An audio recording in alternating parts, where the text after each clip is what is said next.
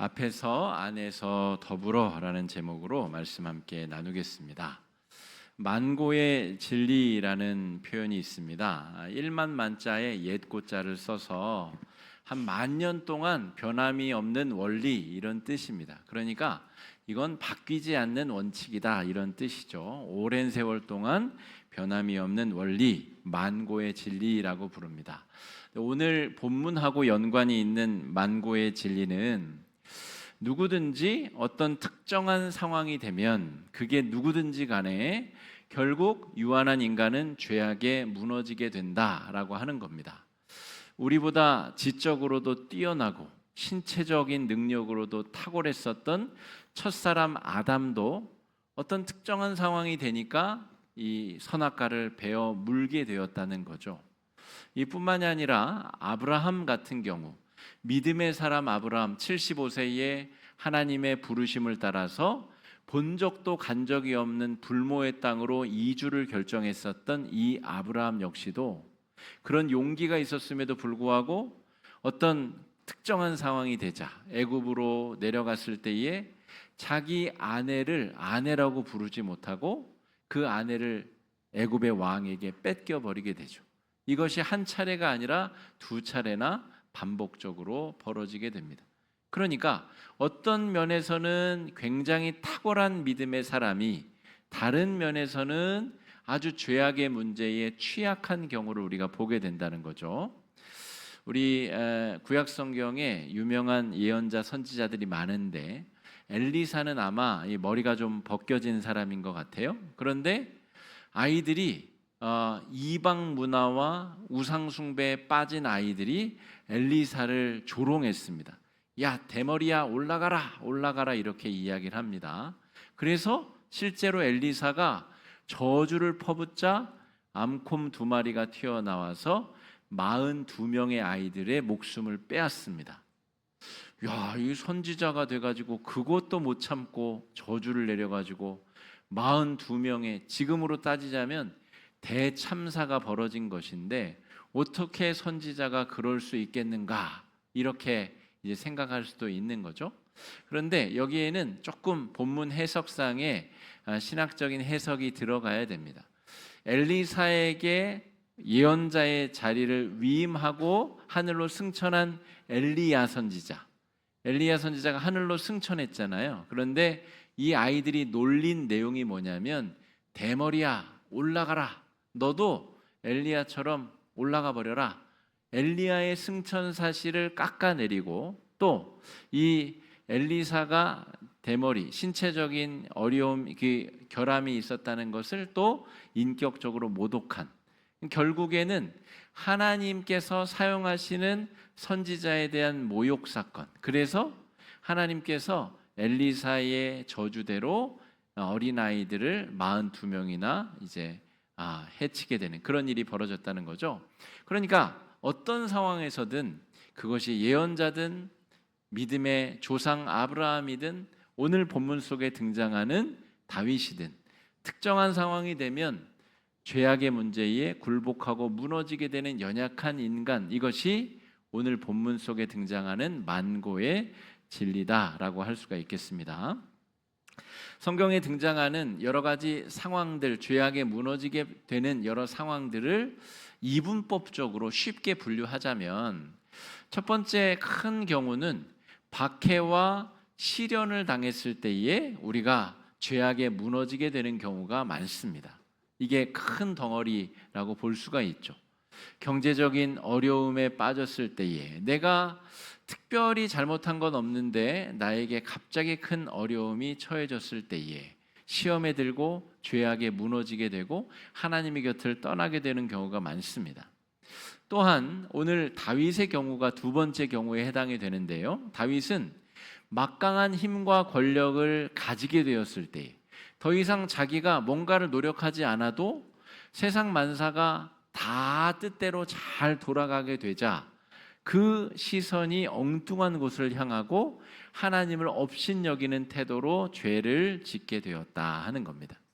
여러분, 이 이외에도 다양한 경우들이 있겠죠. 그런데 크게 분류를 하자면 환난과 핍박과 어려움, 혹은 너무나 평화롭고 너무나 유복하고 좋은 상황, 이 모두가 죄 짓는데 최적의 상황이 될 수 있다는 거죠.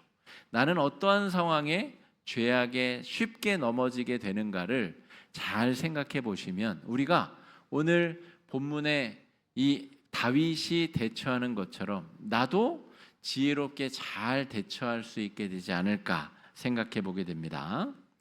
다윗은 지금 죄를 짓게 된 일생일대에 아주 심각한 죄악을 저지르게 되는데 그 상황이 어떤 상황이냐면 통일 왕국을 이루고 또 그 시점도 지나가 가지고 이제는 전쟁을 하면 연전연승을 거두고 주변에 있는 나라들이 감히 무서워서 대들지도 못하는 상황, 자기가 전쟁터에 딱히 나가지 않아도 적군들이 무서워서 벌벌 떨어서 이스라엘의 전투력이 적군을 압도하는 그런 상황에 다윗은 죄악의 문제에 빠져들게 된다라고 하는 거죠.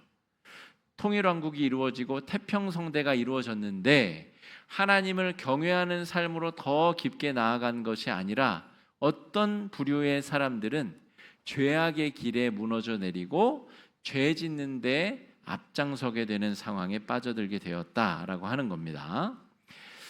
우리가 잘 아는 내용 같지만 잘 모릅니다. 다윗이 어느 정도 심각한 죄악을 저질렀는지.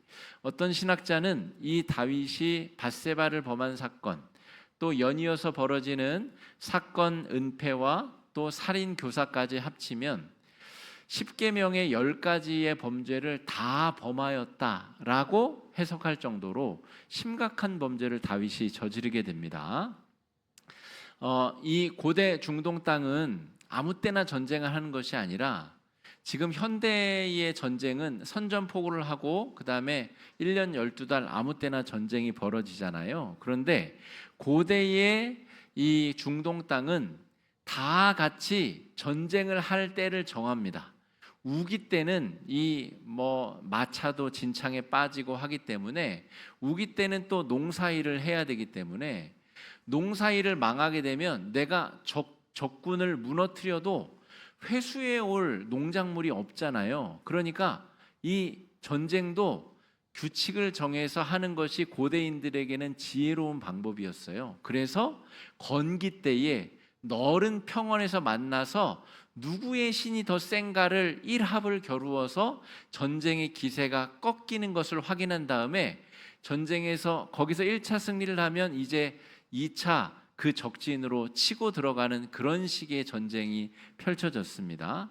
그러니까 지금 이 상황은 다윗이 굳이 전쟁터에 나가지 않아도 부하 장수들이 다 알아서 전쟁하고 노력해가지고 다 전리품을 수거해 들어오는 그런 상황이 되었습니다. 그런 정도로 이스라엘이 잘 나가는 때가 되었다는 거죠.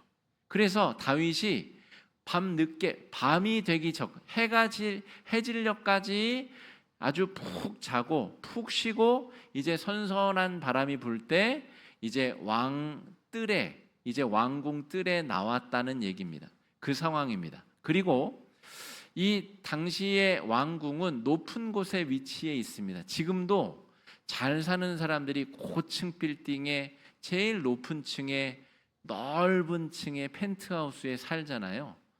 이제 모든 시대에 걸쳐서 돈 많고 힘 있는 사람들은 높은 데 사는 걸 좋아하나 봐요. 내려다보는 수 있는 곳. 다윗도 그런 높은 곳에 왕궁을 짓고 있었는데 해질녘에 내려다 보니까 이제 사람들이 목욕하는 사람도 있고 설거지하고 빨래하는 사람도 있고, 이 본문을 대충 흘겨보면 마치 밧세바가 다윗을 유혹이라도 한 것처럼 그렇게 착각하시는 분들이 있는데, 오늘 11장 26절 본문을 보면 밧세바가 우리아의 죽었음을 듣고 그의 남편을 위하여 소리내어 우니라, 탄식을 하고 가슴 여며지는 탄식의 울음을 울었다는 거예요. 밧세바는 다윗을 유혹한 게 아닙니다. 그러면 왜 그냥 화장실에서 자기 세면장에서 이 은밀히 목욕을 했어야지 왜 남이 보는 데서 목욕을 했느냐? 지금의 가옥 구조를 생각하시면 안 됩니다. 지금처럼 집안에 화장실이 몇 개씩이나 있고 그런 안전하게 밀폐된 곳에서 목욕할 수 있는 상황이 아닙니다. 몇 집에 하나, 마을마다 우물이 하나 있는 경우도 있고, 지금 이 우리아의 집의 경우도 아마 이 마당에 물이 담겨져 있는 곳이 있는 그런 가옥 구조였었던 것 같아요. 현대에도 제가 캄보디아 선교여행 가서 깜짝 놀란 것은 캄보디아인데도, 현대 시대인데도 여성들이 옷을 입고 물이 있는 우물에 모여가지고 목욕을 합니다. 물을 끼얹어 가면서 옷을 입고 대충 손을 넣어서 몸을 씻으면서 목욕을 그렇게 합니다. 처음에는 문화 충격을 받았죠. 왜 여성들이 저렇게 밖에서 다 보이는 데서 목욕을 할까? 그럴 수밖에 없는 사회적 상황이 되면 그렇게라도 씻는 것이 몸을 청결히 유지하는 방법인 거죠. 밧세바가 목욕하는 장면을 다윗이 보고 음욕이 들끓어 올라서 여인에 대해서 알아보라고 이야기를 합니다. 저 미인은 누구냐? 그래서 다윗이 밧세바를 범했을 때에는 자신의 부하 햇사람 우리아의 아내라는 것도 알고 있었습니다. 그럼에도 불구하고 불러들여서 강제로 겁탈을 한 것이죠. 그리고 이 여인이 불려 들어왔을 때에 부정한 기간이 끝났다는 사실도 알고 있었습니다. 부정한 기간이라는 것은 여성의 월경 주기가 끝났다는 것을 말합니다. 그리고 과학적으로 볼 때 월경이 끝난 직후에는 임신될 확률이 거의 제로에 수렴합니다. 그러니까 다윗이 이 모든 상황을 다 알고서 아주 악랄하게 의도적으로 여인을 강제로 범한 겁니다. 그리고 다 끝난 줄 알았죠. 그랬는데 이 여인이 자기가 임신했다는 사실을 다윗에게 통보하게 됩니다. 과학적으로는 그렇게 될 리가 없는데 정결례가 끝난 여인이 임신을 했다니 다윗으로서도 충격에 빠진 거죠. 그냥 조용히 묻혀질 줄 알았던 범죄가 이제 세상 속에 드러나게 생긴 겁니다. 그래서 다윗이 전장터에 있었던 우리아를 불러들입니다. 그리고 후한 음식과 함께 집에 들어가서 아내와 잠자리를 하도록 내려보내죠. 첫 번째 날 그 이야기를 듣지 않아서 놀랍게도 우리아는 충직한 군인이어서 내 상관 요압이 지금 전쟁터에서 싸우고 있는데, 내 동료 부하들이 전쟁터에서 피 흘리며 죽어가고 있는데 나 혼자 집에 가서 발 닦고 편하게 지낼 수 없습니다. 그래서 우리아가 성문에서 새우잠을 잡니다. 둘째 날도 아주 풍족하게 음식을 차리고 술을 먹여서 내보냈는데도 우리아가 내려가지 않습니다. 그래서 다윗이 결정한 바는 이 우리아를 사지로 내몰아서 적군에 의해서 죽게 만들라는 겁니다. 그 편지를 써서 우리아의 손에 들려보내서 요압에게 보냅니다. 진짜 악랄한 범죄를 저지른 거죠. 현대 우리 대한민국 형법에도 형법 31조가 교살범에 대한 내용인데, 남을 시켜서 남을 나쁜 짓을 하게 한 사람은 그 죄를 저지른 사람과 똑같은 형벌을 받게 됩니다. 그러니까 다른 사람을 시켜서 죄를 짓는 이 교살범도 굉장히 무거운 죄인 것이죠. 이렇게 되면 다 끝날 줄 알았습니다. 그런데 하나님께서 나단 선지자를 보내셔서 다윗에게 다윗이 어떤 죄를 저질렀는지, 그게 얼마나 하나님 앞에 무례한 짓인지를 나단 선지자의 입을 통해서 증거하고 계신 것이죠. 하나님께서 왜 나단을 보내셨을까? 성경의 모든 경우가 그렇진 아니한데 하나님께서 죄 지은 사람에게 그 죄를 용서할 수 있고 그 죄를 회개할 수 있는 기회를 허락해 주십니다. 사울 왕 때도 그랬죠. 사무엘 선지자를 보내서 사울 왕이 저지른 죄를 알려주십니다. 그리고 그때에 돌이키면 되는데 사울 왕은 돌이키지 않았죠. 다윗 왕이 죄를 지었을 때에도 그렇게 하셨습니다. 나단 선지자를 보내셔서 네가 무슨 죄를 지었는지를 비유를 통해서 알게 하시고 깨닫게 하셨습니다. 하나님의 바람은 죄 지은 사람이 죄 때문에 무너지는 것을 원하시는 것이 아니라 죄를 지었더라도 죄에서 돌이켜서 회개의 자리로 돌아오기를 바라신다는 거죠. 이게 바로 하나님께서 원하시는, 하나님께서 하나님의 백성들에게 원하시는 일입니다. 창세기 3장을 보면 선악과를 베어 문 아담과 하와에게 하나님께서 질문을 던지십니다. 아담아, 네가 어디에 있느냐? 어디 있는지 몰라서가 아니라, 뽕나무 뒤에, 어느 나무 뒤에, 그 위치를 몰라서가 아니라 네가 나와의 그 영적인 관계를 끊어내고 네가 지금 있는 자리가 어디냐라고 묻고 계신 거죠.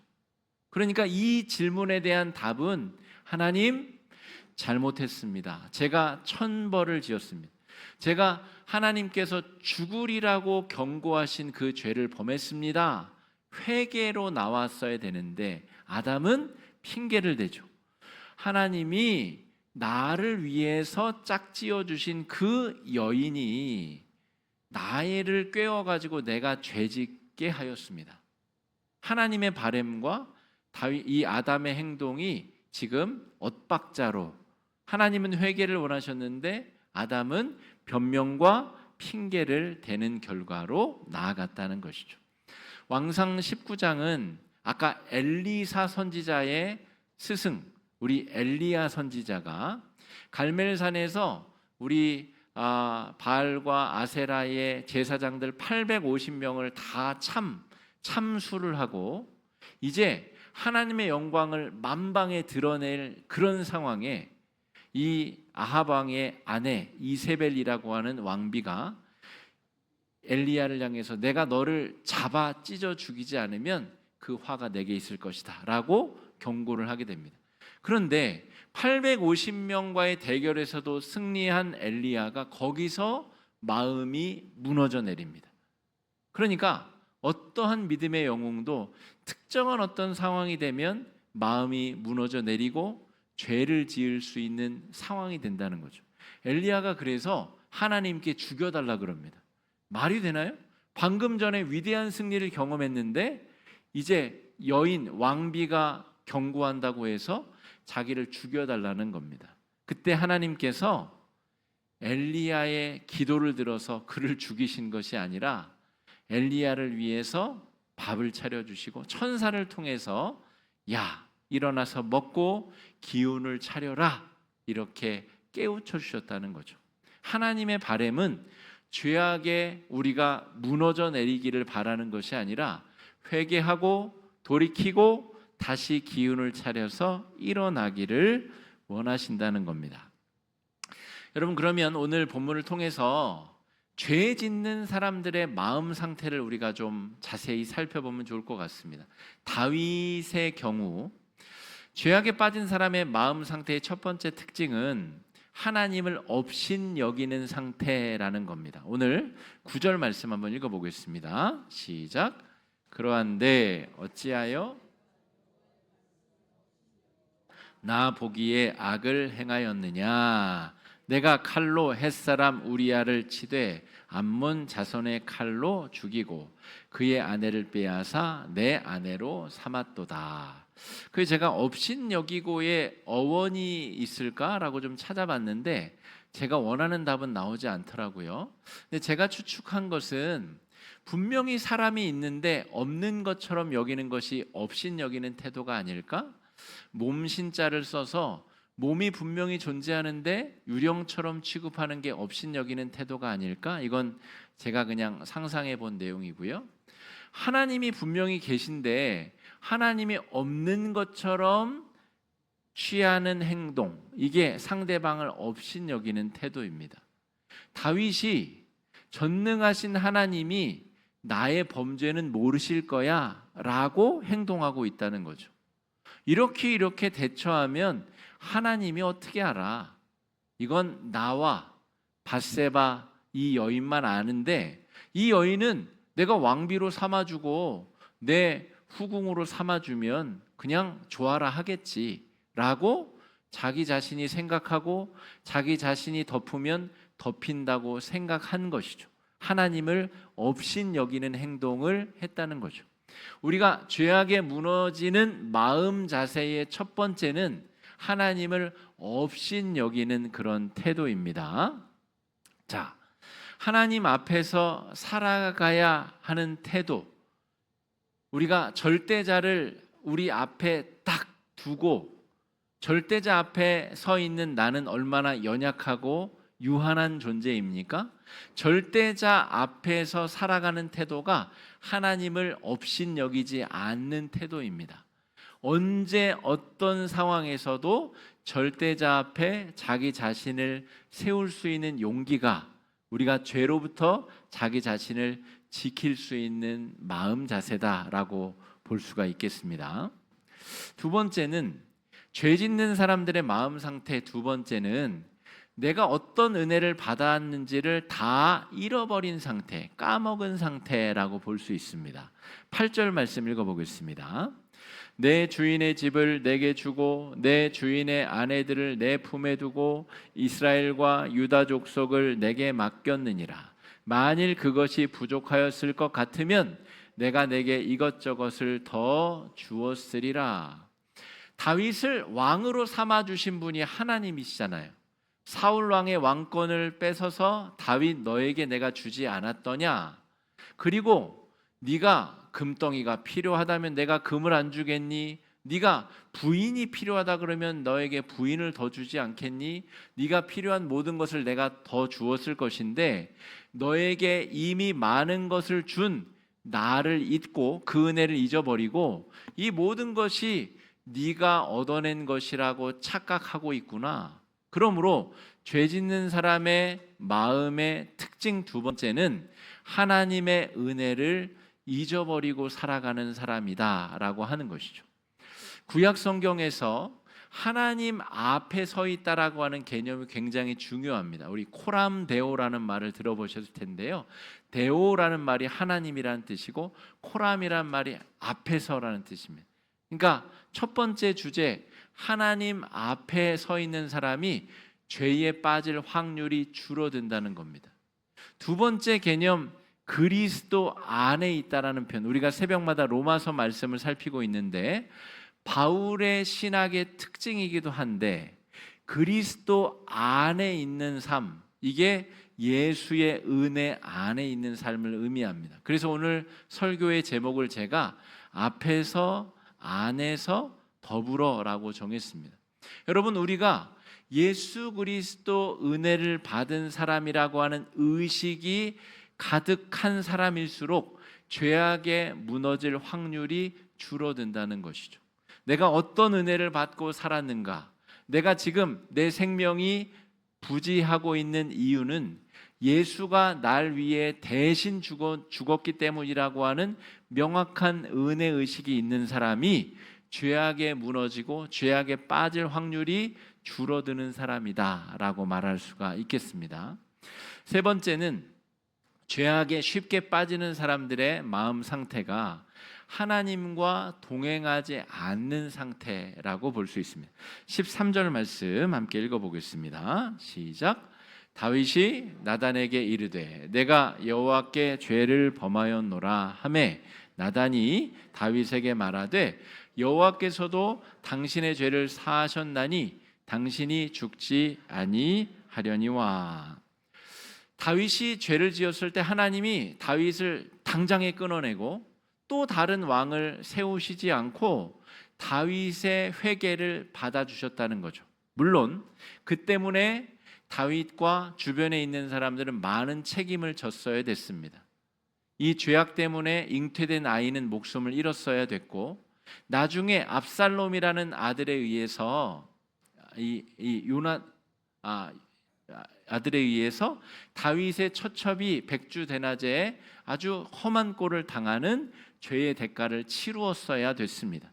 그러니까 죄악은 반드시 그 대가를 치르게 되는데 정말 중요한 대가인 이 다윗의 생명은 하나님이 지금 보전해 주셨다는 거죠.